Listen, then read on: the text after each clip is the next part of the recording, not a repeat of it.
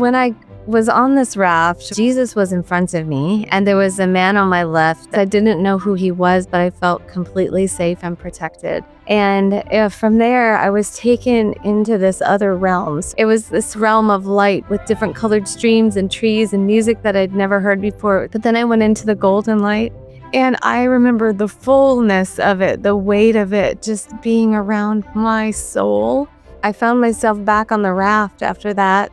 I made a vow. I said, if I get to live, I will give thanks every day because I know that living is a gift. And it goes dark. I see music notes in the distance. And then I hear this pinprick of sound, this light. I could barely hear it. And I pulled that sound in, forced my eyes open, and I was in the ICU, and the music was playing in the credits. And it just happened to be what connected me back. Hi, everybody. Welcome to the Ask Julie Ryan Show. It's where we blend spirituality and practicality to help you live a life of purpose and joy. We have Ellen Wier with us on the show today. Ellen's a near-death experiencer and a board-certified music therapist.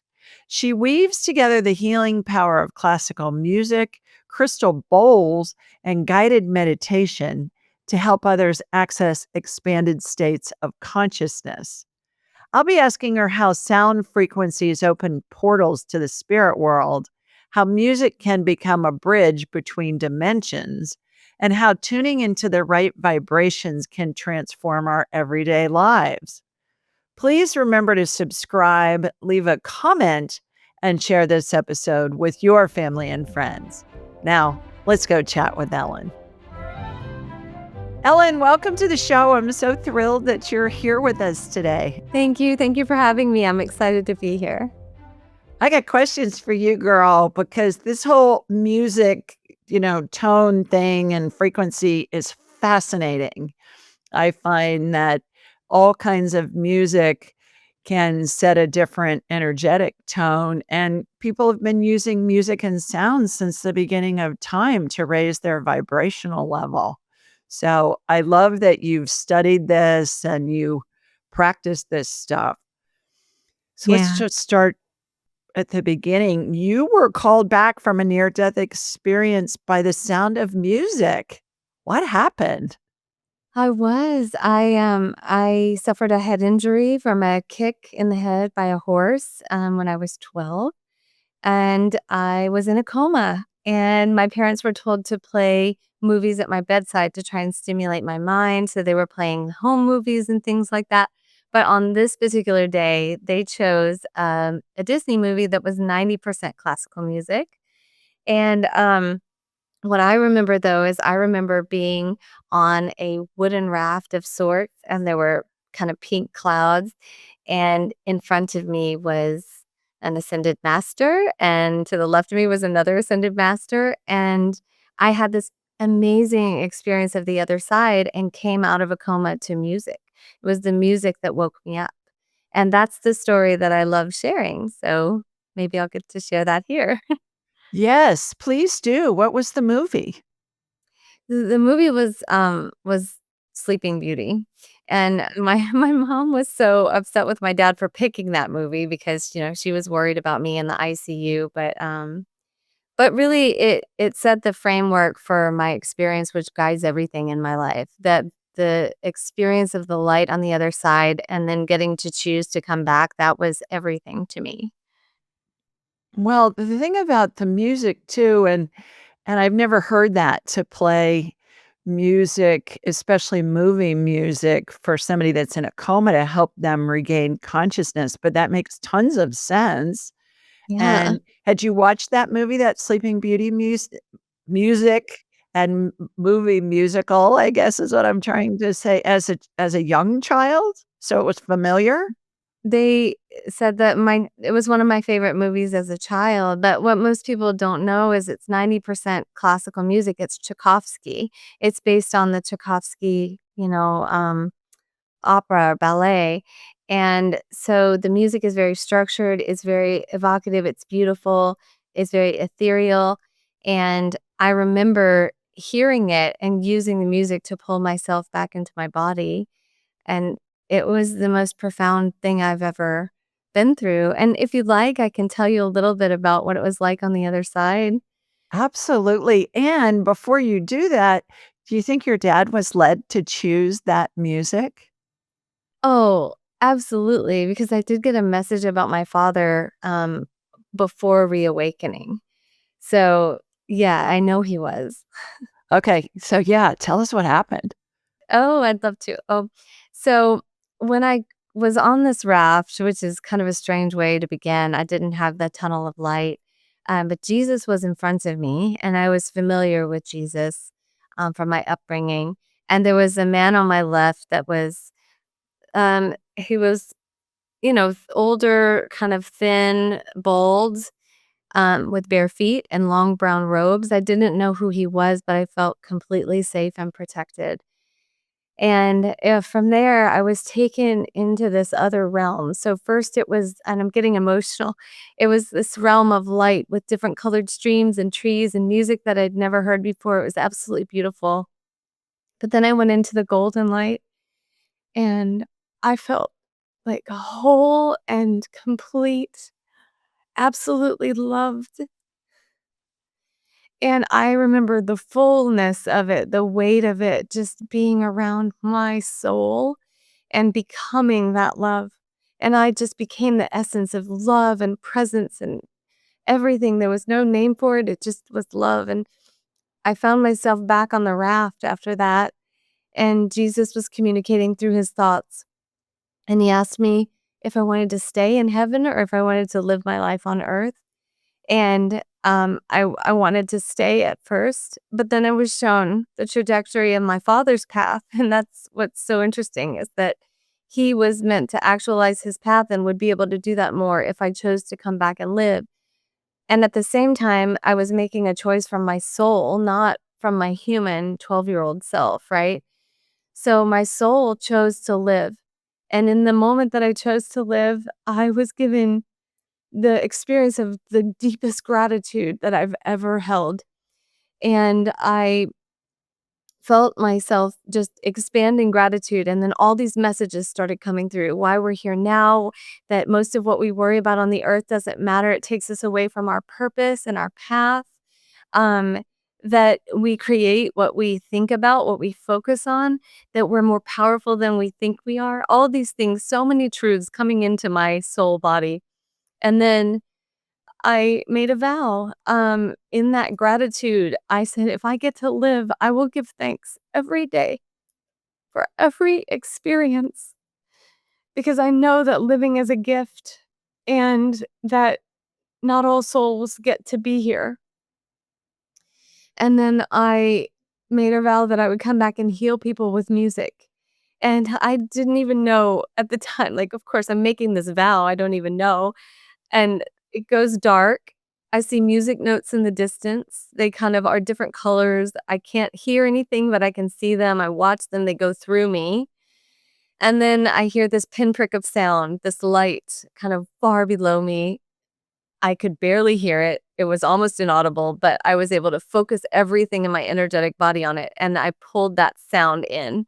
And I think I was pulling myself into my body, and it got so loud I couldn't like take it anymore, and I forced my eyes open, and I was in the ICU, and the music was playing in the credits, and it just happened to be what connected me back, and so from that time on, I have lived in my purpose that I made the vow to do, to heal people with music. It came full circle too later in my life, and I'd love to talk about that later, but I that's later in my life is when I realized who the man was on my left, and that's kind of like a fun little full circle moment. Okay. So, we'll get to that in a couple of minutes. I got some other questions first. Who was the man in the brown robe with that was bald? That's this, the man in the brown robe that was bald, I didn't know until I went to grad school. I went to a Buddhist university to get a master's in music therapy and transpersonal counseling, which is spiritual counseling. And when I was walking up to meditation class, I saw a depiction of Buddha, thin and bald, long brown robes. And it was the Buddha that I recognized from my near-death experience. So my near-death experience became my why, and it is always my why. And then at Naropa, I learned about meditation and presence and balance and, releasing thoughts and learning to release negative thoughts and replace them with positive thoughts and to be fully present in contemplative practices. And and I was introduced to a practice that was the closest I'd ever come to heaven. And that's when I knew that was the work that I would be using in my practice. And so that presence was Buddha. So Buddha and Jesus both came to me in that experience. Interesting. I saw 2 other, um, men dressed in brown robes when you were talking about your NDE. May I share those with you? Yes, I I got love yeah. that. The first one I got was Saint Francis of Assisi in the brown robe, Franciscan, and then the other one that I got was Father Junipero Serra, who I think was a Franciscan. I think he wore brown robes too. And it's interesting to me because you live in Southern California, and Father Sarah founded all those missions up the coast Yeah. of California. And you can go on the path that Father Sarah went in. So both of those saints are spirit guides of yours as well because they were in I was seeing them when you were describing the NDE as well. So I don't know what pulled you into Southern California, but Father Sarah he is very present with I you. feel it. Thank you. I Yeah. feel that Yeah. so deeply. I wrote down the names. Thank you for that. Yeah. Well, and look up the Sarah missions. I don't have you gone to any of them? I've been to some missions, but I haven't really asked what they were. I mean, I've been to several missions around here. Yes, they're Yeah, like the one beautiful. in San Clemente, and Yep. there's Yeah. yeah, they're all up the coast of California, and, it was Father Junipero Serra, Serra, who, with Yeah. his missionaries, founded all of those different missions. You've got one in LA, you've got them in the Valley, you've got Santa Barbara. I mean, there's a Ooh, bunch all of of them.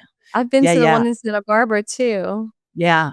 So, I don't know, there may be something, for you to explore with that because that came in really loud and clear for me. Okay, Thank you. we digress. When you were in the, NDE, how long did it last? What do you remember of it as far as the texture of it, the colors, the sounds, the all of that? How did they resonate with you in your 12-year-old little mind? And also, have you seen things that emulate them since you've grown up and during your life? Have there been times where you think, "Oh, that's like what I saw when I was in heaven?" Oh, yes. Oh my gosh.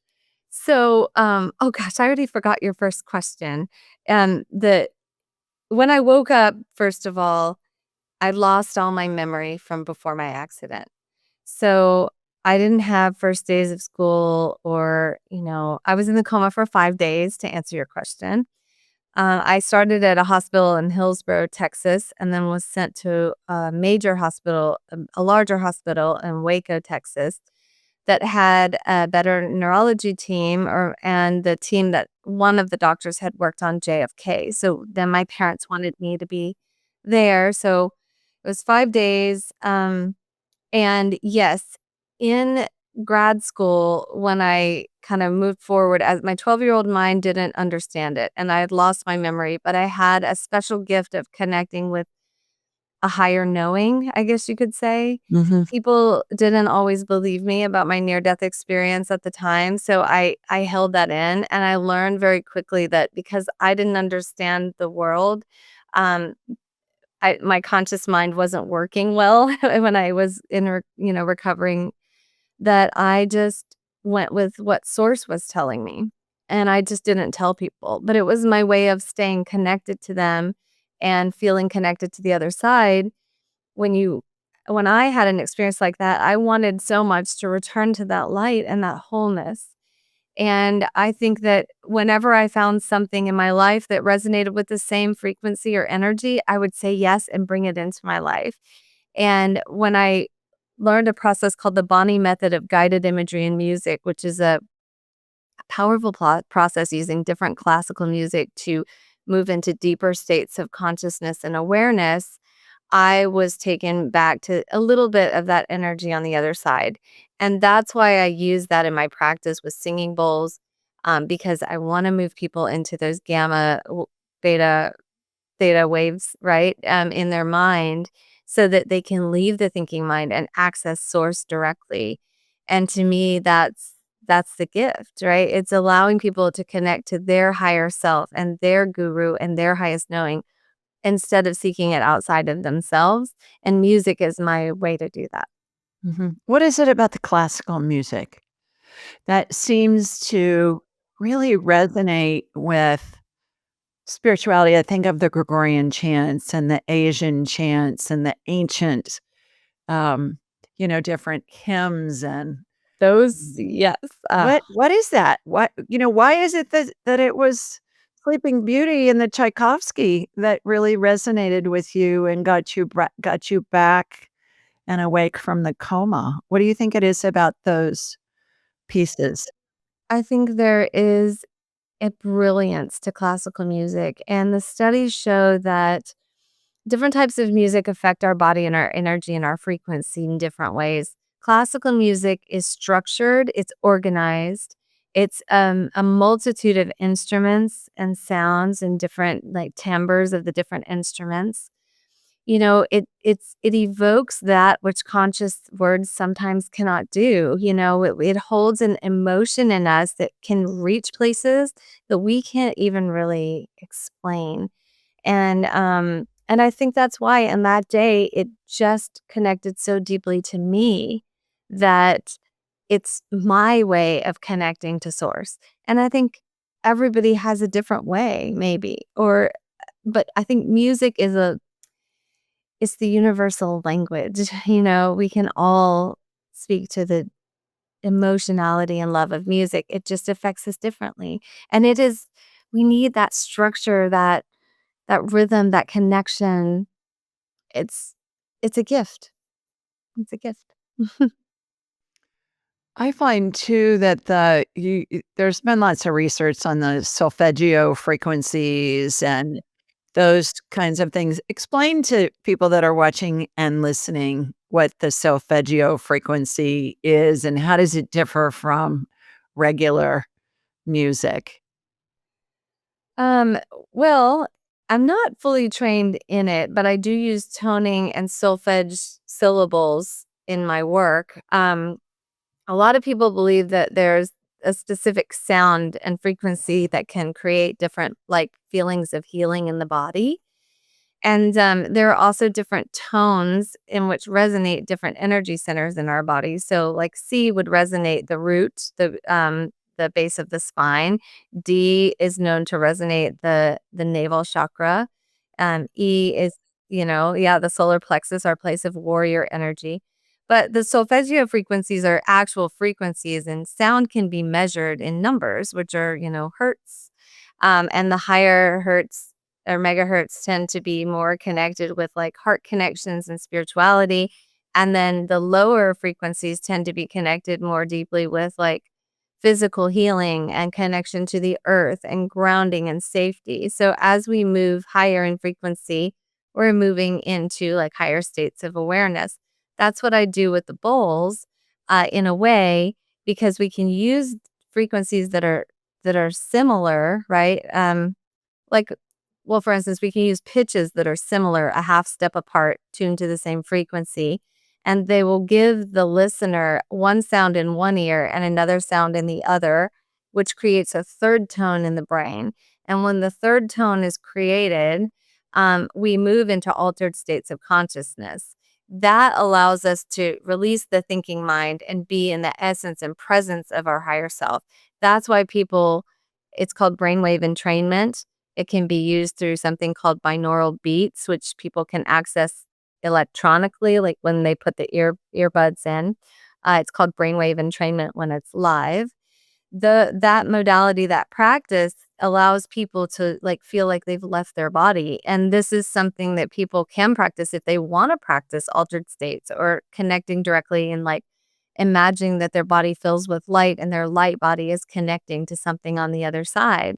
That's why people can come back with messages or angelic beings will come to them, ascended masters, even sometimes like beautiful experiences of loved ones past who are coming to like hold space and bring wisdom. And that's the heart of my work. That's what solfeggio kind of refers to, the different frequencies and how they affect the body and the spirit, as far as I know it. Yeah, great explanation. Back to the NDE for 1 minute. Is there anything that you miss or long for that you experienced as a 12-year-old that you think, "Oh, I would love to just experience that again here just for, a minute or a few Yeah. seconds." You Yeah. mean from the near death experience? Yeah. Yeah. Yeah. Like what? There's a hmm, there's a wholeness, a love, an unconditional acceptance, a freedom. And that beautiful feeling is something that I I loved it. I'm so grateful for the experience. And I seek that and look for that in my life. And I know that it's based also on my frequency and my choices. Do I stay in love? Do I choose love over fear? Do I choose unity over division in my own life, in my own practice, in my own family? And how do I express that? And when I do that, I am accessing that energy. It never leaves us. It is within us. There is an imprint of that golden light, like within our hearts, that we all can access at any time.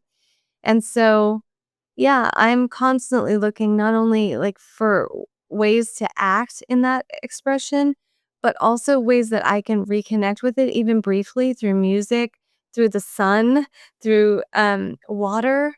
Being in water brings that to me so deeply, and also to bring that to others. Because when they're in it and they're experiencing it, I have the gift of being able to witness it alongside them. I can see, I can receive messages, I can hear the same things that they're hearing. And to me, it's absolutely beautiful. And so that's why I think I'm so connected to my work Yeah, because I get I bet. I bet, and I wanna do a deep dive in that here in a couple of minutes of, how you work and what your techniques are and what your clients experience and how that affects their lives. And first, do angels have a sound? I believe they do. Yeah. I believe there's a sound to the other side. There's a resonance. And And I also believe that we work in that realm even in our sleep. Like, I think our soul never sleeps. Our human body does, but our soul is always accessing that sound, that love, that frequency. And I believe we can bring it to earth.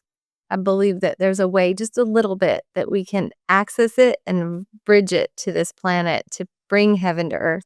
Fascinating. Okay, so back to the what you were talking about earlier, where you're able to access different frequencies with your sound bowls. When you say that your work bridges science and spirituality, can you explain what you mean by that and also give us a couple of examples? Oh, yeah, totally. So I'm fascinated with how it works in the body, in the mind. So my training at Naropa, I have a master's in counseling psychology, spiritual psychology, and we studied altered states of consciousness.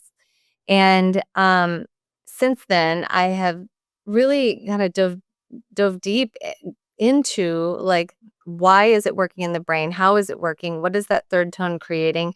How can we access different states? What do these states do? I even read a declassified document called the Gateway Project that was declassified by the CIA that explained altered states of consciousness and how people were able to access different brainwave states like manifesting, remote viewing. leaving their body, having out of body experiences, and studying these, what we call spiritually transformative experiences, because it's very hard to measure these. And now there's a huge group of scientists that are looking to understand what is that greater energy that people talk about. Why do near death experiencers from every different culture explain the same thing? They come back with a feeling of gratitude. They come back with a feeling and sense of like wholeness and complete love. It typically doesn't have one name. It is just love.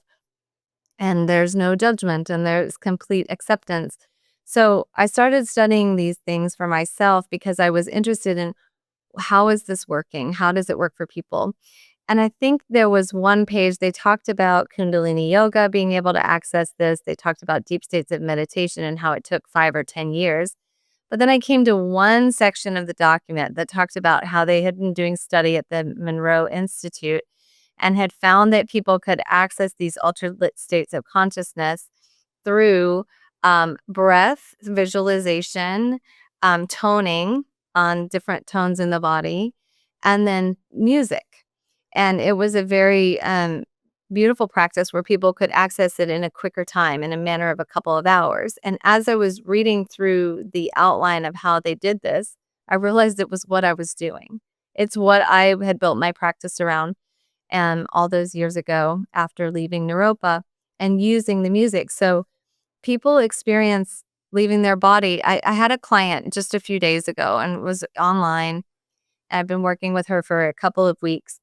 And she said, I I never felt like I fit in on this planet. I always told people I feel like I'm from a different planet. I feel like I have a different understanding. And I kind of thought I was going crazy. But she said, after this experience, I feel like I'm waking up and I get it. I know why I'm here. I know that I'm here for a reason. And she goes, in all my years, like I waited until I was retired to start exploring this and thought I was going crazy, but I know I'm not going crazy. I am accessing greater information and I'm here to do great things. She had um, messages from the light. She saw Jesus with her, and her mother, who had passed, came to, pay homage to her journey. And so for me, that's how it shows up. The process came through me, it was downloaded, but I also believe I was accessing greater wisdom in doing that. And the gift is getting to see people access it for themselves rather than taking my word for it. They're taken into it for themselves and they can come back and teach me something. And it's like an honor because I know this woman is going to go forward and do amazing things with her life because she has finally reconnected with the light, which she is, which we all are. Mhm. So, when you're working with a client, can you describe to us what you do, first of all? And then, secondly, is it similar to a hallucinogenic experience, maybe without the drugs, like an ayahuasca or or an LSD, speaking of Yeah. the CIA back in the Yeah. day, Yeah. with that kind of a thing? Is it that kind of an Yes. experience that your clients are witnessing and experiencing them themselves?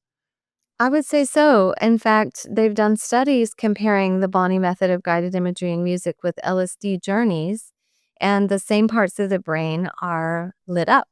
Mhm. And so when I'm working with a client, whether online or in person, they will typically come in and share their intention. We'll work through connecting with some, if they have oils or plants nearby, like that they can connect with oils, we anchor that with like the smell, the connection, the frequency of an oil that they might have in their home, or I'll do it here on their behalf. We work through toning to clear the body, to resonate the body, so different sounds to activate different uh, wisdom, to clear the heart.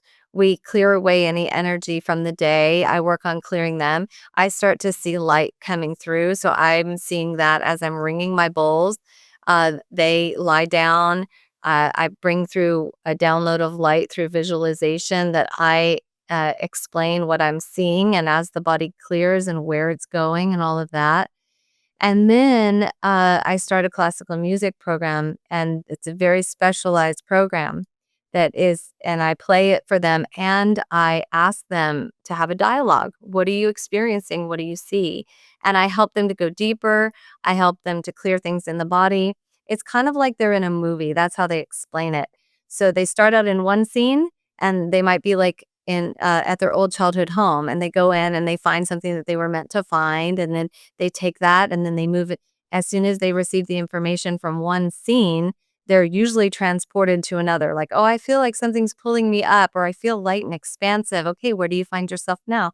Oh, I'm in a realm of white light, and there are angels here, and they're all standing around me. Well, what are they asking for?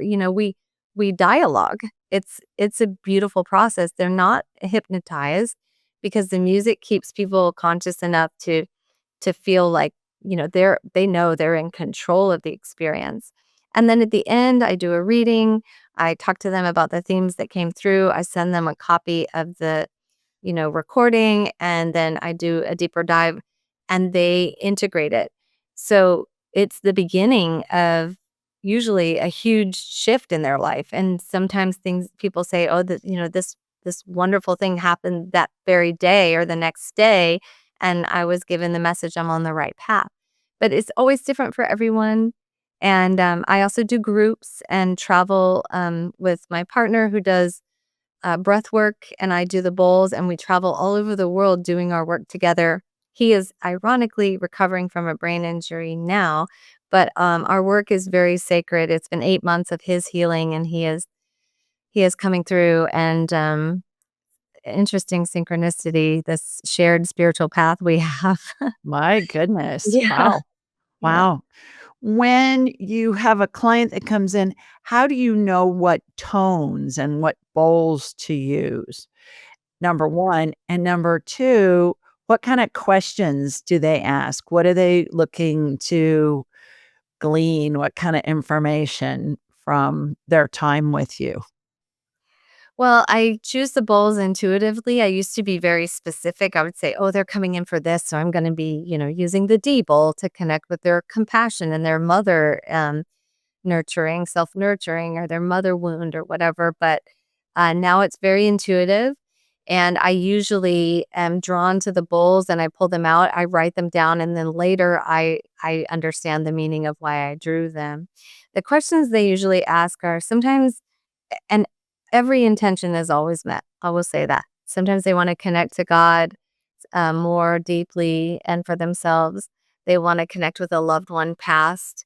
They might want to release grief or heal or find clarity. A lot of people right now are dealing with very deep and um, dense energy in their life and experiences that they've never had before. They want to leave fear behind. They want to shift their life and manifest something new.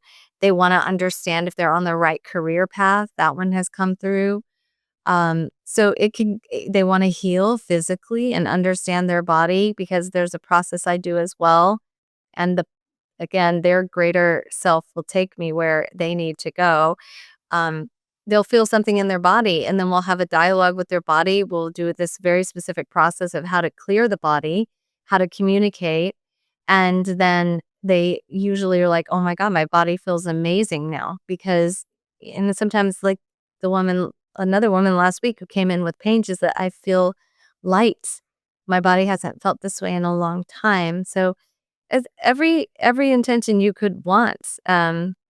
I have one client who came in because she's a caregiver for her mother who's suffering from dementia and Alzheimer's, and she wanted support for herself, but also wants to connect with her mother's soul, when she can't connect with her human right now. You mentioned earlier that music and tones can bypass the rational mind.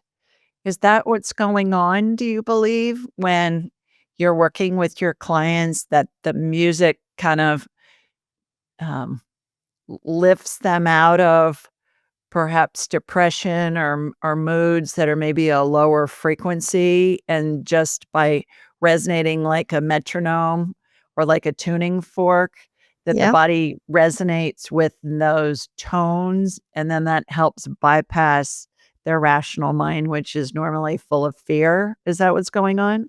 I I believe that. I believe there's so much going on. I think that thoughts are thoughts, and we give them weight and we give them attention and we allow them to stick around and we ruminate on them, and that can sometimes turn into a story. And the story then becomes a guiding part of our lives because we've got the story. So the music helps us to move out of the story and to be in the experience and presence of life, whatever that looks like.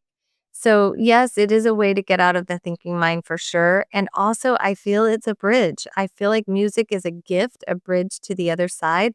I believe that at our very basic elemental level, we are frequency.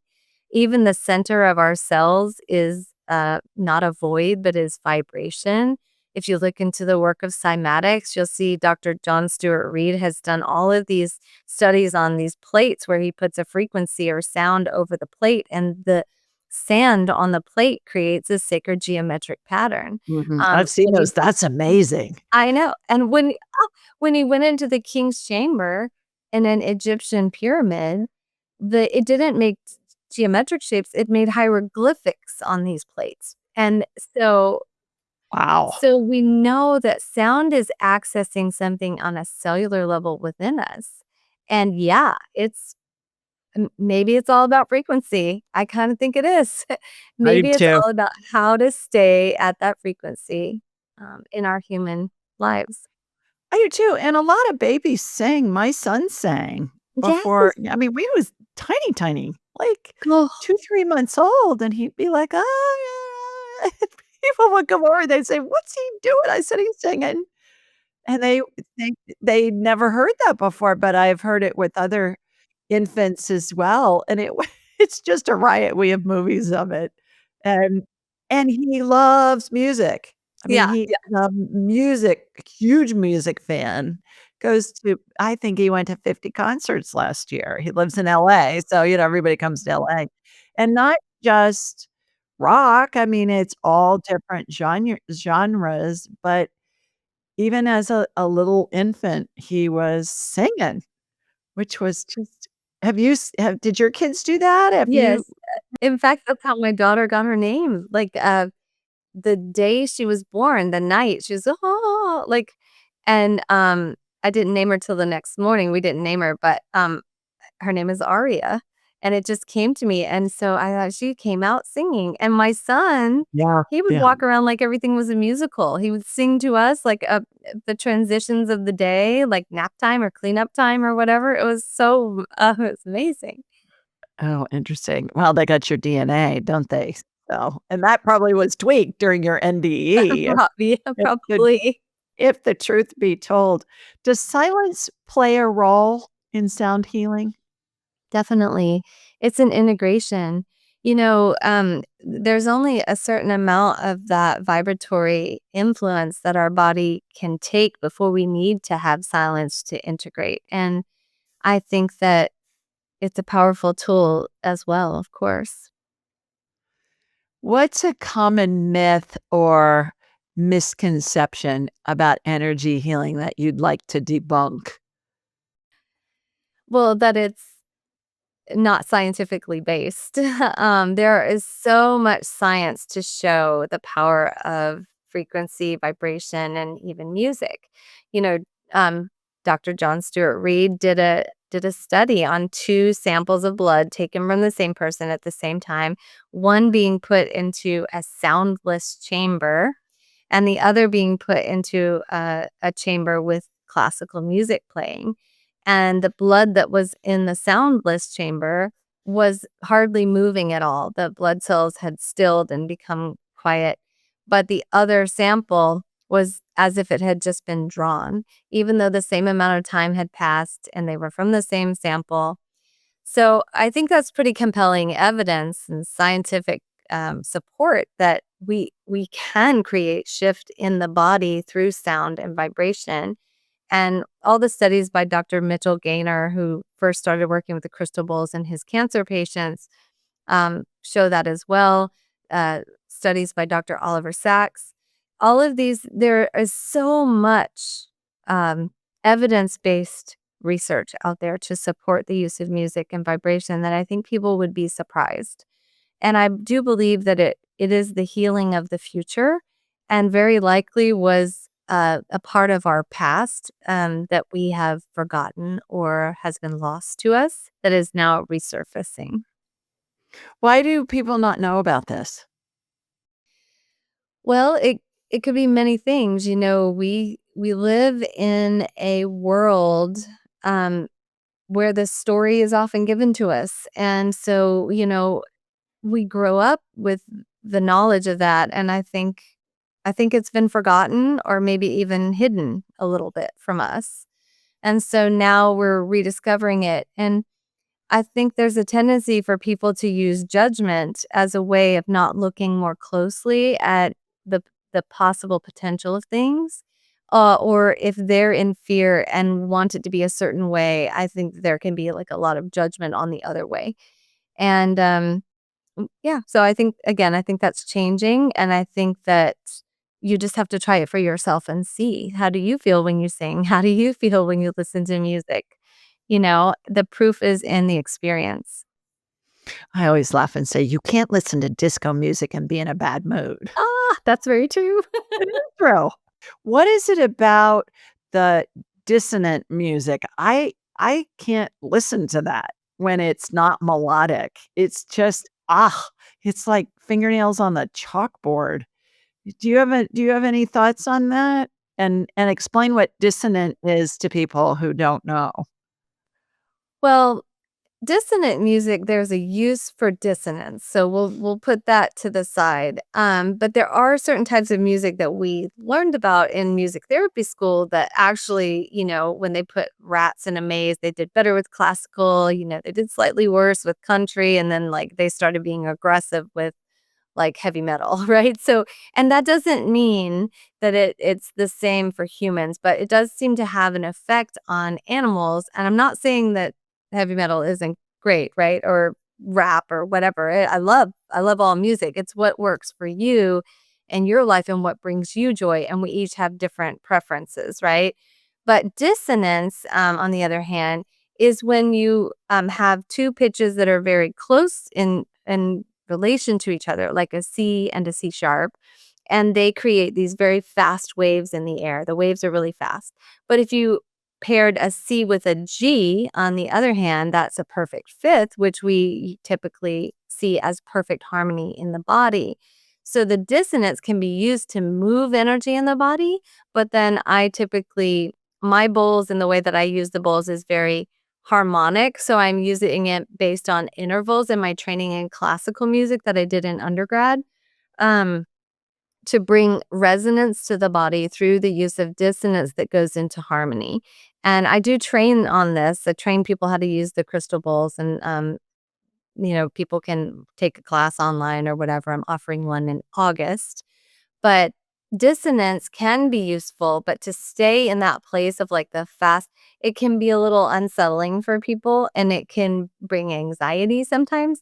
So I like to just bridge that with the perfect fifth and the perfect fourth.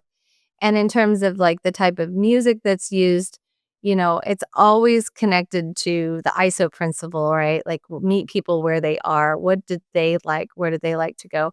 But I typically go with classical music with not a lot of words, or if I do use words, it's in another language. I like to use a lot of choral music for the expansive part of my work, especially like some beautiful, like old hymns and things like that can be nice. Or I can go into a more like more modern style of classical music as well, or more deep like Holst, and the planets, which is a more really deep work that can be happening as well. But I like Debussy and Beethoven, Mozart, some of the romantic composers like Tchaikovsky. Those are the types of music I tend to gravitate toward in my program when I work with people. It's really interesting. A thought just came into my mind when I was putting together my trainings and my Yeah. classes. I was led to use certain pieces of music with certain sections of the training. Oh, And yeah? then and I yeah, and I would hear a song and then I would go find a video on it Yeah. and then integrate it. And the not only the music resonates, but also the lyrics are Yes. just perfectly aligned with whatever it is I was teaching in that module. And I thought, okay, well, this makes sense. And it makes sense about how there are so many different ways for spirit to communicate to us, in music that we hear, in lyrics that we hear, in poetry, in, just seeing a billboard sign on the road that has a message in it for us. That And is such truth. Oh, I wrote about that in my book. That's a whole chapter about, like, witnessing the signs, yeah. because you were shown through the music that came to you during that time that it was a validation of what you were doing. You're like, "Oh, this is perfect music for this right now." Yeah, that's a sign that, "Hey, we're co-creating, we're part of this, we're watching over you." That's Mhm. perfect. I love that, and I love when my blinker, if I'm turning, it matches the music beat on the radio, little things like that, that Yeah. just show you, "Hey, someone's there with me, and I'm not alone." When you work with your clients and you help them achieve altered states, is there a commonality in some of the aha moments that happen for them? Do you see that, okay, we have a lot of this happen or we have a lot of that happen? Or is it I mean, I would be amazed if it's totally different each time. I don't know that there are that many scenarios. There probably are. But what do you find when that people realize in the altered states? Are there any commonalities in the information that they glean from going through those exercises? Yeah. First of all, every experience, they do have many commonalities, but they are also completely different because each person is guiding the experience. So one of them might be at a childhood home, another one might find themselves at the top of a mountain. But what I do notice is as they move through the experience that there are scenes. So basically, once they receive whatever information they're meant to receive from one place, their spirit takes them to the next place to receive. There's a remembrance of the light that we are. There is a there is an acceptance and surrender and release to source that happens. And sometimes this happens in the first session, and sometimes it takes 2 to 3 for someone to kinda get there and trust in themselves enough to, like, be in that place. There's a feeling of either being light or heavy, grounded.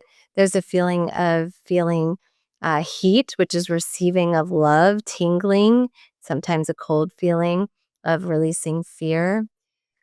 There's typically an empowerment, a reminder of the power that we hold in co-creating our lives. And then there's a perspective piece where they kinda come out of it like, "Whoa, I get it. I feel better. I feel lighter." They always look lighter. There's light around their face. They can feel it. They can see it. 2 of my clients actually recently have had a profound experience where I said, "Let's just walk out. Why don't you walk outside if it's online, or I'll walk them outside if it's in person." They open their eyes and they're like, "The world even looks different, right? The world is more vibrant, more clear. Um, I understand my purpose, and over time, more information comes through." But it can be very different for different people. Like some people are working through an issue in this lifetime that they brought through from young childhood wound or even another lifetime. And that sometimes they'll go into a past life and we'll work through it and then move into this life, see how it integrates. They always leave with wisdom about how to move forward. I can Yeah. say that for sure. Do you believe that each of us has a soul frequency? And if so, how can we listen for it and use it in our everyday lives? Soul frequency, yes. I believe each of us has a higher self, an I am, if you will, that I am that I am. I am a soul, that I am the human experience. But the human experience is only a fragment of the soul experience. And the soul experience isn't confined to a human life. It it is here always, and we can pull it in more and more through every experience. And I know that we remember in the good times to bring in that I am and allow it, give the gratitude, but also in the discord, you know, to bring in and see the wisdom. This is happening for me. I am of this. This is, I am of this. I am of everything. And so, yeah, I believe that in order to tap into it, we just have to start the practice of acknowledging it, looking for the signs to see that we are always surrounded by that love, finding a practice or a modality that allows us to access the light on a regular basis, meditate, sing, dance, create, co-create, and allow the imagination to speak, because our creative process, our imagination, it's not just made up. It is something that we can use to access something far greater, like through something like music. And a lot of times people just will push that off or leave the creativity to the side. No, that's our gift too. Maybe an access point even. I completely agree with you on that because especially when I'm doing a healing, I'll say, okay, now imagine that your elbow looks like a bowl of whipped cream.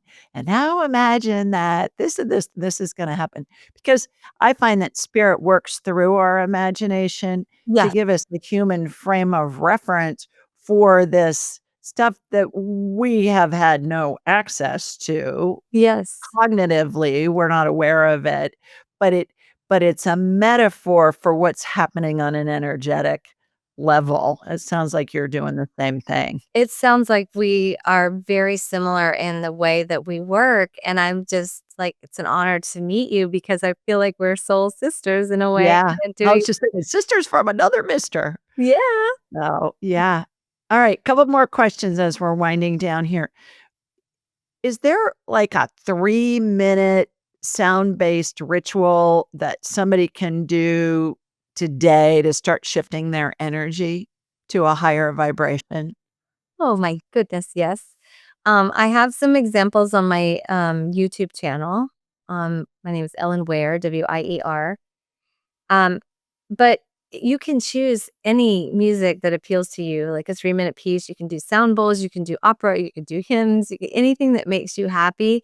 I would start out with something that doesn't have words at first so that you can breathe into the music, feel the music where it accesses different parts of your body. And that's something that I like to teach people that I came back with, this ability to feel the different notes and timbres on different parts of my body. And every single note is different and hits in a different place. If you can focus on like where is the music going and breathe into it and just allow the music to be the wisdom, allow it to speak to you. That would be a beautiful practice to start today. Even if you just like match your breathing like to the music, that's a powerful practice. There's so many things you could do. The interesting thing about the, music and the beat and the structure and all of that, Dr. Bruce Perry has done research on how our brain neural pathways are formed in utero and in the first 2 years of light, and people who are experiencing the energy of drama and trauma as fetuses and then as babies, they tend to go into fight or flight, and they're in a constant state of fight or flight, and the thing that calms them down is a consistent beat. So he talks about you take a walk, and whether you're walking fast or slow, Mhm. you just the the brain is registering that step, step, step, step. Same with music, the beat, whether it's a fast beat or a slow beat. And that lets the fetus know that it's okay because it mimics the mom's heartbeat. Yes. Oh, that's beautiful. And so he works with his patients with PTSD and also people that have anxiety disorders and stuff. And he uses music Yeah. and also walking to help calm them down because of that beat that's something that's gonna be a rhythm that's gonna be matching the mom's heartbeat when the person was a fetus. I think that's fabulous, that research. And there's research into something called melodic intonation therapy. I think I had that right. Um, I think I have that right. But there's a process by which you can match a beat to a Parkinson's patient who might be shuffling, and when you match a beat to their footsteps, they start to pick up their feet instead of shuffling, and so over time, you can use that as a therapeutic modality to help Parkinson's patients. It's gait training. It's called gait training. My goodness, I had it wrong. GAIT, and that's a process through using music to help Parkinson patients to move more, effectively in their body without shuffling. So, that's another Interesting. one. It just it keeps going, and then, obviously, people who sing, if they have a stutter, can bypass a part of the brain and sing without the stutter. So, there's Yeah. so many things like that. Like The King's Speech, that movie was Yeah, it was amazing, and that amazing. story yeah. Yeah. Oh, it was fascinating. Well, goodness, we could go on for a lot more time here with lots of other topics related around music and beats and healing and all of that. But last question for you, my girl, why do we incarnate? So I believe that we incarnate because we have more to learn and that our goal on this planet and this human existence is to share and spread light, to co-create and expand the universe. I believe that we are needed by God to create something beautiful, to help lift this planet and each other up into something better and to create heaven on earth. And I think that we reincarnate because we are elevating with each opportunity. Each opportunity gives us another way of lifting that frequency more and more. And I believe that this is the time that we have come for, that this is the new frequency, the new way of being that we're ushering in right now. So you and I and others like us are helping to lift into that frequency, and we're being asked to stay in love through all of it. And thank goodness for you being here, to help this and to help bridge that knowing for others so that they can have this wisdom for themselves and make the choices for themselves. So thank you for that. Well, same right back at you, babe. I think you're extraordinary, and the work that you're doing is fascinating and Thank you. helping so many people, which is why I've been really excited to have this conversation with you and do a deep dive into so much of why this works and where's it coming from and all of that. So, how can people learn more about you and your services and your website and all of that? Well, my business is called Wellness Music Therapy, at wellnessmusictherapy.com. I also have a YouTube channel. I have a Facebook meditation group by donation every week where I go live and I do the bowls and people get downloads of light and information. You can learn about that on my website. I do retreats. I have a book. I wrote a book about my near-death experience. It's called Waking Up in Heaven: Living with Purpose Through Afterlife Wisdom. And, I shared a little bit of my story on a movie called Beyond the Grave that won Best Paranormal Film of the Year at the Cannes Film Festival in France, for 2023. So you can check that out on Amazon. It's streaming. Yeah, so there's that too, and, I love talking with you and sharing my story. We're writing another book about the spiritual experience that we've gone through with, my husband's brain injury.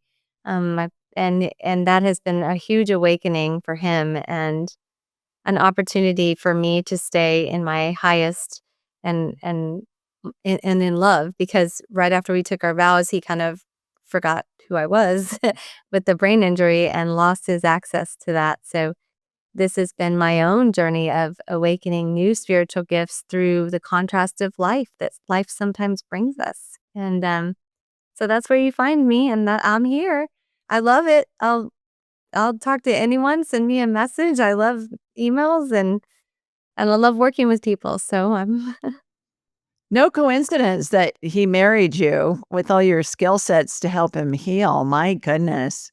Yes, we Wow. talk about that so much, Mhm. and it's been a spiritual practice along the way. Even last night, we were releasing the illusion of the persona that came through his injury, and then the part that I took on with the caregiving, like to kind of release that back out so that we can step into partnership again in this spiritual work. So everything is part of our journey, and I'm living it. I'm living in the messages that I'm receiving, and I'm grateful for that. Wonderful. All right, everybody, we've given you a lot to digest here, lots to ponder. And in the meantime, I'm sending you so much love from Sweet Home, Alabama, mwah, and from Southern California, too, and where Miss Ellen is. And we will see you next time.